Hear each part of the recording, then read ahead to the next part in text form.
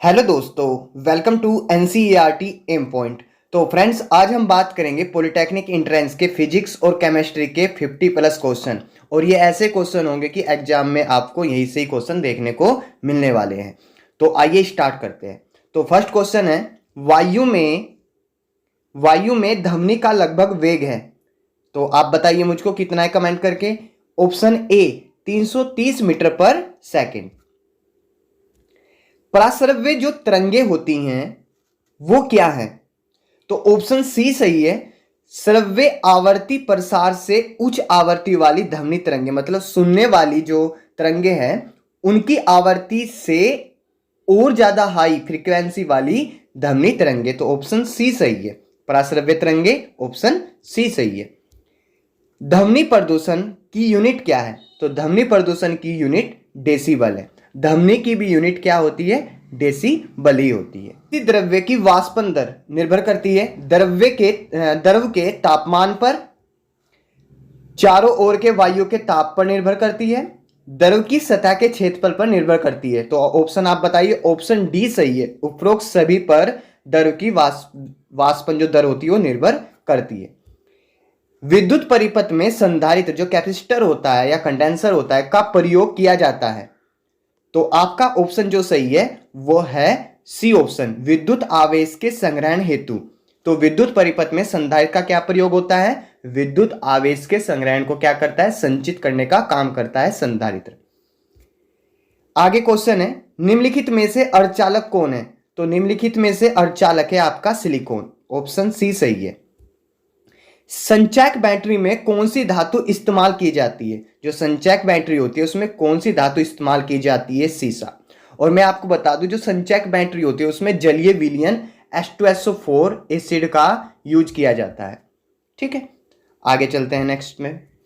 साबुन, जब साबुन के एक बुलबुले पर कुछ चार्ज रखा जाए, साबुन का एक बुलबुला है, इस पर कुछ चार्ज रखा जाता है, तो चार्ज इसके पृष्ठ पर एक समान रूप से फैल जाता है जिससे इसकी त्रिज्या बढ़ जाती है। तो ऑप्शन बी सही है। साबुन के एक बुलबुले पर जब कुछ चार्ज रखा जाए तो क्या होता है? उसकी त्रिज्या बढ़ जाती है।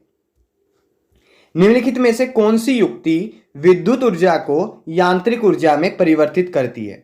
तो वो कौन सी युक्ति है, कौन सी टूल्स है, वो कौन सा साधन है जो विद्युत ऊर्जा को यांत्रिक ऊर्जा में कन्वर्ट करता है? तो ऑप्शन नंबर आपका सी सही है, विद्युत मोटर। ऐसे याद रखना आप इसको, क्योंकि एग्जाम में बहुत बार पूछा गया है पॉलिटेक्निक एंट्रेंस में। विद्युत मोटर को बोलते हैं इलेक्ट्रिक मोटर। तो आप यहां से देखो, इलेक्ट्रिक से शुरू में कौन आ रहा है? ई। इलेक्ट्रिक में शुरू में ई आ रहा है, मोटर में एम आ रहा है। तो यहां से देखो, विद्युत भी इलेक्ट्रिक से स्टार्ट होती है, तो शुरू में विद्युत आएगा। यांत्रिक को इंग्लिश में बोलते हैं मैकेनिकल। तो यहीं से पता लग रहा है विद्युत ऊर्जा को यांत्रिक ऊर्जा में, इंग्लिश में बोलते हैं विद्युत मोटर को इलेक्ट्रिक मोटर। तो इलेक्ट्रिक मोटर किसमें किसको चेंज करती है? विद्युत ऊर्जा को यांत्रिक ऊर्जा में, इलेक्ट्रिक एनर्जी को मैकेनिकल एनर्जी में। तो ऑप्शन सी आपका सही है। ट्रांसफॉर्मर द्वारा क्या होता है? तो ट्रांसफॉर्मर होता है वो वोल्टेज को, एसी वोल्टेज को कम या ज्यादा करने का काम करता है। तो ऑप्शन आपका सी सही है। एसी वोल्टता का उच्चयन यानी अपचयन होना, एसी वोल्टता का उच्चयन होना, बढ़ना, और या अपचयन होना, कमी होना। ठीक है, तो ऑप्शन सी सही है। आगे बोला गया है, विद्युत परिपथ में फ्यूज का क्या कार्य होता है? फ्यूज का क्या कार्य होता है? फ्यूज ओवरलोडिंग, जैसे ओवरलोडिंग होती है लाइट की या करंट की या लघु पतन की स्थिति में परिपथ को भंग करता है। ठीक है, तो ऑप्शन सी सही है। आगे चलते हैं। फ्यूज के तार का पदार्थ जो बना होता है, ठीक है, वो कैसा लेना चाहिए हमको? उसकी उच्च प्रतिरोधकता होनी चाहिए, मतलब रो हाई होना चाहिए, और निम्न गलनांक का होना चाहिए। तो ऑप्शन ए सही है। लेंज का नियम, ये बहुत ज्यादा इंपॉर्टेंट है, 2-3 बार ये एग्जाम में पूछा गया है। लेंज का जो नियम है वो किसके संरक्षण के नियम का नतीजा है? तो याद रखना, ऊर्जा संरक्षण के नियम का नतीजा है लेंज का नियम। आप मुझको बताना, किरचॉफ के जो नियम होते हैं फर्स्ट और सेकंड, वो फर्स्ट नियम किस पर आधारित है और सेकंड नियम किस पर आधारित है? आप कमेंट करके मुझको बताना। एक ट्रांसफॉर्मर का कार्य होता है, एक ट्रांसफॉर्मर का जो कार्य होता है वो क्या होता है? ट्रांसफॉर्मर का कार्य, जो ट्रांसफॉर्मर कार्य करता है ऑप्शन डी चुंबकीय प्रेरण के सिद्धांत पर। याद रखना, बहुत इंपॉर्टेंट है, 2017 और 2020 में भी ये क्वेश्चन पूछा गया है कि एक ट्रांसफॉर्मर कार्य करता है चुंबकीय प्रेरण के सिद्धांत पर। अग्निशामक शुष्क पाउडर में होता है, जो अग्निशामक शुष्क पाउडर होता है उसमें क्या होता है, बालू होता है और सोडियम बाइकार्बोनेट यानी NaHCO3, बालू और सोडियम कार्बोनेट, और सोडियम कार्बोनेट को क्या बोलते हैं, बेकिंग सोडा बोलते हैं। ये कुछ भौतिक राशियां दी गई और SI मात्रक है, तो सब इनको याद कर लेना है आपको, क्योंकि ये हर बार एग्जाम में कहीं ना कहीं पूछी गई है पॉलिटेक्निक के। विद्युत आवेश का मात्रक कूलाम होता है, विद्युत धारिता का मात्रक फैराड होता है, विद्युत ऊर्जा का मात्रक किलोवाट घंटा होता है। विद्युत ऊर्जा का मात्रक जो किलोवाट घंटा है सबसे बड़ा मात्रक है विद्युत ऊर्जा का, ठीक है। तो ये सभी है। चुंबक के क्षेत्र का मात्रक बहुत बार पूछा गया, चुंबक के फ्लक्स का मात्रक बहुत बार पूछा गया, स्वप्रेरण गुणांक कई बार पूछा गया, प्रतिबल का गुरुत्वाकर्षण।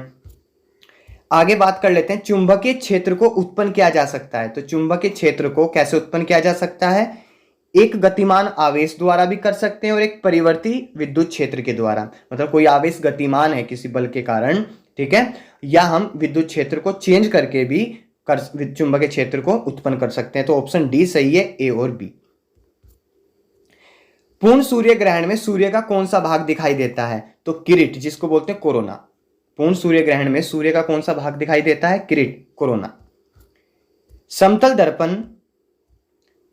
दर्पण द्वारा बना प्रतिबिंब, तो समतल दर्पण द्वारा बना प्रतिबिंब आभासी होता है। ऑप्शन बी सही है, आभासी होगा, सीधा होगा तथा वस्तु के आकार के बराबर होगा। याद रखना, वस्तु के आकार के बराबर होगा समतल दर्पण द्वारा बना प्रतिबिंब। साथ ही समतल दर्पण की जो फोकस दूरी होती है वो क्या होती है, अनंत होती है। समतल दर्पण की जो फोकस दूरी अर्थात वक्रता त्रिज्या जो होती है वो अनंत होती है। और समतल दर्पण की जो क्षमता होती है, P जो क्षमता होती है वो 0 होती है। याद रखना इन चीजों को। दंत चिकित्सक का दर्पण होता है, दंत जो दांतों के डॉक्टर होते हैं वो आगे जो दर्पण रखते हैं, मिरर रखते हैं, वो कौन सा रखते हैं, अवतल दर्पण रखते हैं। अवतल दर्पण का काम क्या होता है, अवतल दर्पण को दूसरा नाम बोलते हैं अभिसारी दर्पण। अभिसारी दर्पण का मतलब जो किरणों को एक जगह इकट्ठा करे और इकट्ठा करके हमको उसको पास लेकर उसको हर चीजों को, सूक्ष्म चीजों को दिखा दे। तो दंत चिकित्सक का दर्पण क्या होता है, अवतल दर्पण। अवतल दर्पण को क्या बोलते हैं, अभिसारी दर्पण भी कहते हैं। कार के हेडलैम्प में प्रयुक्त दर्पण, जो गाड़ी होती है ना, ये गाड़ी होती है, जो गाड़ी होती है उसकी जो हेडलाइट होती है, हेडलाइट जो होती है उसमें कौन सा दर्पण यूज करते हैं, उसमें दर्पण यूज करते हैं ऑप्शन डी पैराबोलिक यानी परवलिक अवतल दर्पण होता है उसमें। आगे चलते हैं। SI इकाई में लेंस की शक्ति की इकाई क्या है, डायोप्टर। तो लेंस की जो शक्ति P होती है वो होती है 100/f, और जो f लेंगे वो सेंटीमीटर में लेंगे, ठीक है। लेंस की शक्ति का फॉर्मूला ये होता है और कई बार पॉलिटेक्निक में क्वेश्चन पूछा गया है। दर्पण बनाने में निम्नलिखित में से किसे उपयोग में लाया जाता है, दर्पण बनाने में निम्नलिखित में से किसे उपयोग में लाया जाता है, सिल्वर नाइट्रेट की एक तरफ हम परत चढ़ा देते हैं। कैमरे में किस प्रकार का लेंस उपयोग में लाया जाता है, दो तरह के लेंस होते हैं, उत्तल लेंस, अवतल लेंस। उत्तल लेंस को क्या बोलते हैं, अपसारी लेंस। अवतल लेंस को क्या बोलते हैं, अभिसारी लेंस। तो कैमरे में किस प्रकार का लेंस उपयोग में लाया जाता है, उत्तल लेंस, जो किरणों को फैलाता है। नेक्स्ट, अगर प्रकाश का आपतन कोण को किससे डिनोट करते हैं, आई से, है ना। आपतन कोण को डिनोट करते हैं आई से, क्योंकि एक ही मतलब है यहां से आपतित किरण और जो हमारा परावर्तक तल है, जो आपतन बिंदु अभिलंब है, उसका बिंदु परावर्तक तल पर जो अभिलंब है वहां से टकराकर वापस उसी माध्यम में जाना। तो ये इसको बोलते हैं आपतन कोण, इसको बोलते हैं परावर्तन कोण। तो आपतन कोण आई दे दिया। और अब ये अपवर्तन के बारे में पूछा गया है, अपवर्तन के बारे में, तो ये अपवर्तन के बारे में पूछा गया, तो मैं अपवर्तन के अकॉर्डिंग बता देता हूं आपको। अपवर्तन के बाद का जो कोण है, देखो प्रकाश का अपवर्तन कैसा होता है, किरणें आती हैं और अपने माध्यम से ऐसे जाना होता है उसको, लेकिन वो या तो ऐसे झुकेगी या ऐसे दूर हटेगी, ये प्रकाश का अपवर्तन होता है।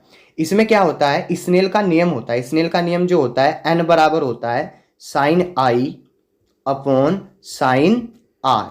तो I हमको कितना दे दिया गया, I हमको 90 दे दिया गया। और अपवर्तन के बाद बना कोण, कौन सा दे दिया, आपतन कोण I दे दिया हमको।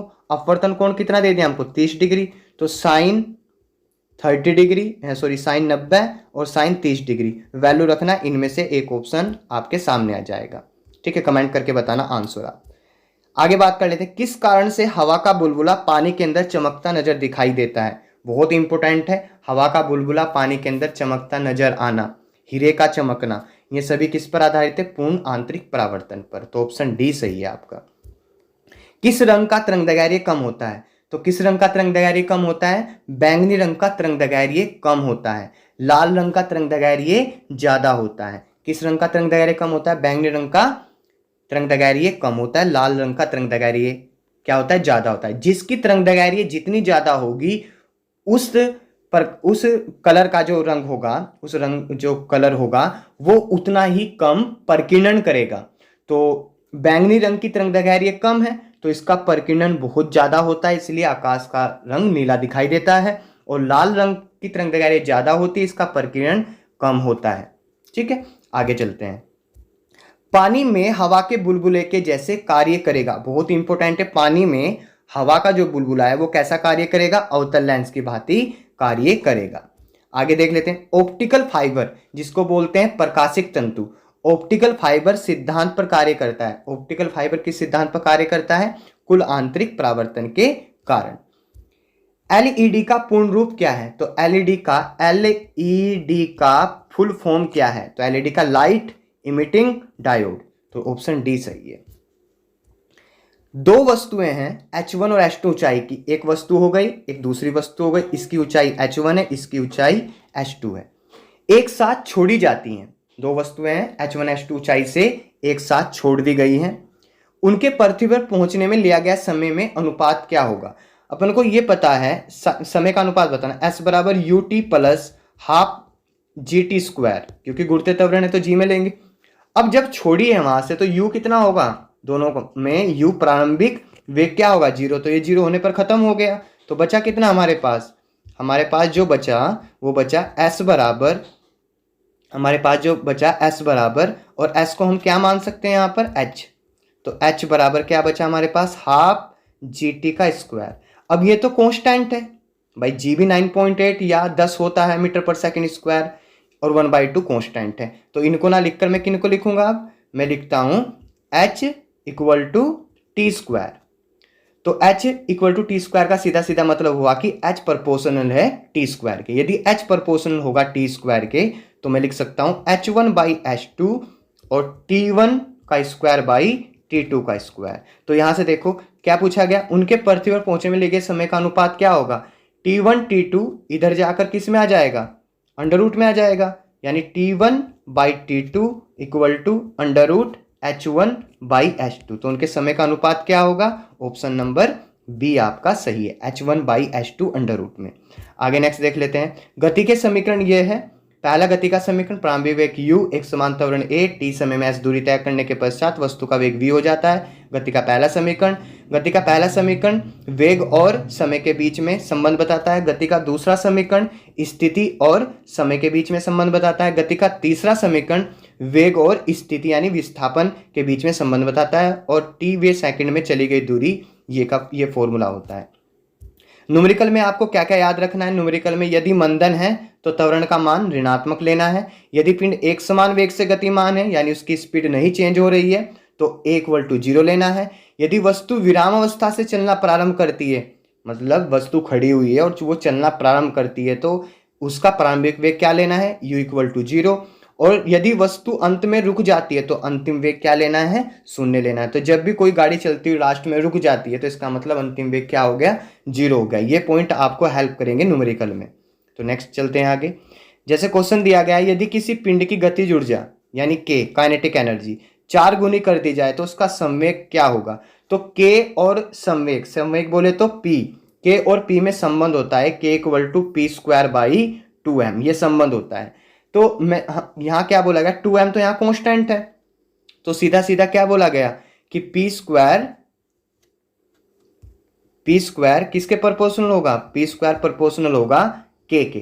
तो यहां से 2 हटेगा तो 2 हटा, यहां से अंडर रूट K आएगा, और यानी सीधा सीधा आगे हमारे पास P equal to under root K। यदि हम 1 माने कांस्टेंट को तो गतिज ऊर्जा कितनी गुनी कर दी गई, गतिज ऊर्जा कर दी गई 4 गुनी। तो P बराबर क्या आएगा, √4। तो कितना आ गया, 4 का वर्गमूल 2। तो कितनी गुना हो जाएगी उसका संवेग, 2 गुना हो जाएगा। ऑप्शन बी सही है। m द्रव्यमान की कोई वस्तु r त्रिज्या के वर्ताकार मार्ग पर एक समान चाल से v वेग से घूम रही है। मतलब m द्रव्यमान की कोई कण है, ये कोई कण है, वो कैसे, ऐसे घूम रहा है, इस तरह, इस तरह, इस तरह। तो इसकी जो वेग है वो चेंज हो रहा है, लेकिन चाल इसकी नियत है। ठीक है, वेग की दिशा चेंज हो रही है, चाल इसकी नियत है, और इस पर अंदर की तरफ एक बल काम कर रहा है जिसको बोलते हैं अभिकेंद्र बल। तो मुझे बताओ, वस्तु के कण की स्थिति, वस्तु के कण की स्थिति और इस पर लगने वाला बल के बीच में एंगल कितना है, 90 डिग्री। तो W बराबर क्या होता है, F.S। तो F.S यानी FS कोस 90, और कोस 90 कितना होता है, 0। तो किया गया कार्य कितना होगा, 0, क्योंकि जो अभिकेंद्र बल है वो वस्तु की स्थिति, कण की स्थिति के लंबवत लग रहा है। तो थीटा 0 डिग्री होगा, तो किया गया कार्य कितना होगा, 0 होगा। नेक्स्ट क्वेश्चन पर, एक पत्थर ऊपर की ओर फेंका जाता है तथा यह लौटकर पृथ्वी पर आता है, इसकी स्थिर ऊर्जा अधिकतम होगी। तो एक पत्थर है, वो क्या किया जाता है, ऊपर की ओर फेंका जाता है। तो जब पत्थर को ऊपर की ओर फेंकेंगे, फेंक दिया हमने, तो जहां पर ये लास्ट में आकर थोड़े कुछ सेकंड के लिए 10 की पावर समथिंग कुछ सेकंड के लिए रुकेगा, तो यहां पर इसका u यानी इसकी स्थिर ऊर्जा अधिकतम यहां होगी। तो अधिकतम ऊंचाई पर इसकी स्थिर ऊर्जा होगी। ऑप्शन बी सही है। नेक्स्ट क्वेश्चन में बोला गया, पानी से भरी बोतल में दाब अधिकतम होता है। पानी से भरी बोतल में दाब अधिकतम कहां होता है, बोतल की पैंदी में। दो पिंडों का द्रव में पूर्णतः डूबे होने पर समान भार है, तब ऐसा होगा उनके द्रव्यमान समान होने के कारण।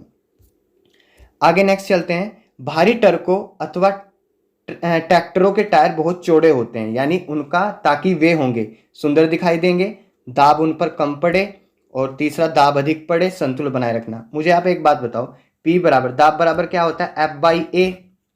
तो यहां पर बोला गया है भारी ट्रकों अथवा ट्रैक्टरों के टायर बहुत चौड़े होते हैं। चौड़े मतलब क्षेत्र पर टायरों का बढ़ा दिया गया, तो दाब क्या हो जाएगा, कम हो जाएगा। तो ऑप्शन कौन सा सही है, ऑप्शन बी सही है, दाब कम पड़ेगा। निम्नलिखित में से किन तरंगों की आवृत्ति सबसे कम है, क्षेत्रंगे, गामा तरंगे, ध्वनि तरंगे, रेडियो तरंगे। रेडियो तरंगे की आवृत्ति सबसे कम होती है और रेडियो तरंगों की तरंगदैर्घ्य सबसे ज्यादा होती है।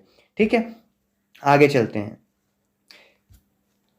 चमगादड़ निम्नलिखित में से किस आवृत्ति की ध्वनि को सुन सकता है सबसे ज्यादा, 20,000 हर्ट्ज से अधिक।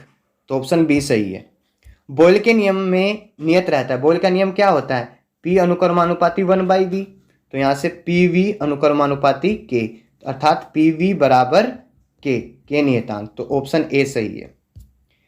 किस दर्पण से बने प्रतिबिंब का आवर्धन सदैव 1 होता है, किस दर्पण से बने प्रतिबिंब का आवर्धन सदैव 1 होता है। तो कौन सा दर्पण है जिससे बने प्रतिबिंब का आवर्धन सदैव 1 होता है, उसको बोलते हैं समतल दर्पण। ऑप्शन सी सही है।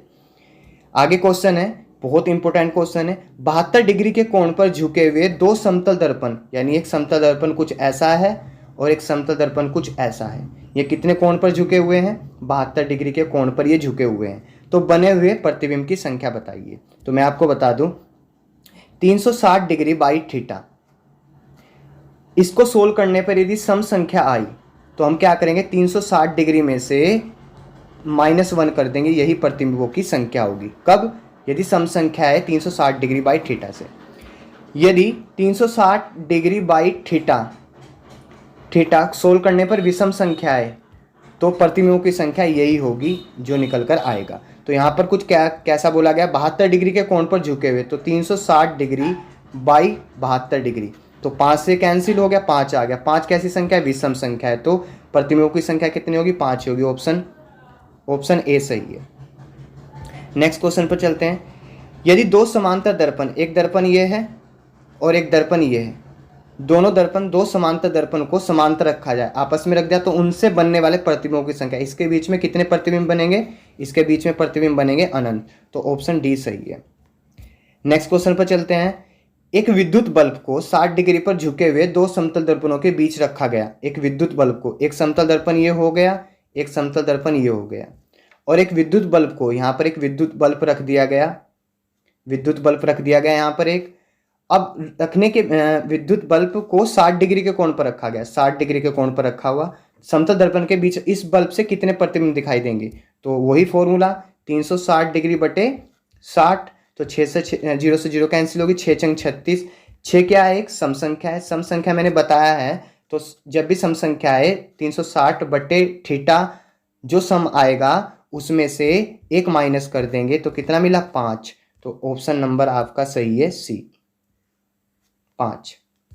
नेक्स्ट क्वेश्चन पर चलते हैं। एक चालक की ओर का दर्पण, एक चालक की ओर का दर्पण जो कि पीछे से आ रहे यातायात पर नजर रखने के लिए होता है, वो होता है हमारा कौन सा दर्पण? उत्तल दर्पण।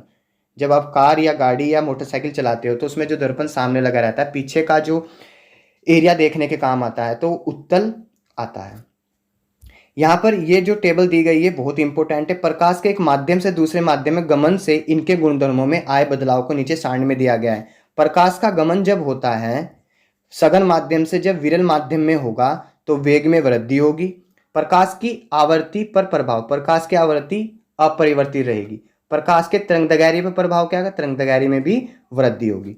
सेकंड, विरल माध्यम से जब सघन माध्यम में जाएगा तो वेग में कमी होगी, प्रकाश की आवृत्ति फिर अपरिवर्तित रहेगी और तरंगदैर्घ्य में कमी होगी। आगे नेक्स्ट क्वेश्चन देख लेते हैं। किसी उत्तल लेंस से बना, कोई उत्तल लेंस है उससे बना प्रतिबिंब आभासी होगा। केवल एक ही कंडीशन है, जो लास्ट की कंडीशन है, जब वस्तु फोकस और प्रकाशित केंद्र के बीच हो। यदि किसी उत्तल लेंस की फोकस दूरी f सेंटीमीटर हो तो उसकी क्षमता होती है c, p बराबर 100/f, और वो भी यहाँ पर सेंटीमीटर में प्लस होगी, क्योंकि उत्तल लेंस की जो क्षमता होती है वो धनात्मक होती है, उत्तल लेंस की जो क्षमता होती है ऋणात्मक होती है। आगे बोला गया मीटर में नापी गई फोकस दूरी के व्युत्क्रम को कहते हैं लेंस की क्षमता। ऑप्शन ए सही है। ये याद रखना है, 2017 में क्वेश्चन पूछा गया है पॉलिटेक्निक में। वाटर गैस का फॉर्मूला क्या होता है? H2+CO। वाटर गैस का फॉर्मूला H2+CO, और वाटर गैस को नीली गैस भी कहते हैं। वाटर गैस को कौन सी गैस बोलते हैं? नीली गैस भी बोलते हैं वाटर गैस को। नाम याद रखना, वाटर गैस को नीली गैस भी बोलते हैं। प्रोड्यूसर गैस का जो फॉर्मूला होता है N2+CO। याद रखना, वाटर गैस और प्रोड्यूसर गैस या नीली गैस, वाटर गैस या नीली गैस और प्रोड्यूसर गैस में कॉमन कौन है? Carbon monoxide. H2 एक में आएगा वाटर में, क्योंकि वाटर में H2 आता है। याद रखने का तरीका बता रहा हूं मैं आपको, वाटर में H2 आता है, दोनों में कॉमन रहेगा CO। वाटर में H2 भी आता है तो वाटर के साथ H2+CO, वो प्रोड्यूसर गैस बचा N2+CO। नेक्स्ट क्वेश्चन देख लेते हैं। रसोई गैस किसका मिश्रण है? तो जो रसोई गैस है वो आपका ब्यूटेन और प्रोपेन का मिश्रण है। आगे, ग्लूकोज के किण्वन का अंतिम उत्पाद, ग्लूकोज के किण्वन, जब ग्लूकोज का किण्वन होता है उसका अंतिम उत्पाद से कार्बन मोनोऑक्साइड और C2H5OH, इसको बोलते हैं एथिल अल्कोहल, और एथिल अल्कोहल को अनाज का अल्कोहल भी कहते हैं। तो ऑप्शन डी सही है। पौधे की वृद्धि के लिए सबसे महत्वपूर्ण यौगिक निम्नलिखित में से कौन है? नाइट्रोजन। तो ऑप्शन बी सही है। आगे, हरे फलों को ये बहुत इंपॉर्टेंट है, ये कई बार एग्जाम में क्वेश्चन पूछा गया पॉलिटेक्निक में। हरे फलों को पकाने के काम में आने वाली गैस, तो हरे फलों को पकाने में जो गैस आती है काम में वो होती है एथिलीन। ध्यान समझो, हरे फलों को पकाने के काम में आने वाली गैस एथिलीन होती है। लेकिन जब कृत्रिम रूप से हम, कृत्रिम यानी मानव कृत्रिम रूप से जब हम फलों को पकाते हैं तब एसिटिलीन गैस काम में आती है। प्राकृतिक रूप से कौन सी गैस काम में आती है फलों को पकाने? एथिलीन, और कृत्रिम रूप से एसिटिलीन। याद रखना इसको, बहुत इंपॉर्टेंट है। प्रयोगशाला में संश्लेषित किया जाने वाला पहला कार्बनिक यौगिक है यूरिया। यूरिया बोले तो NH2CO NH2।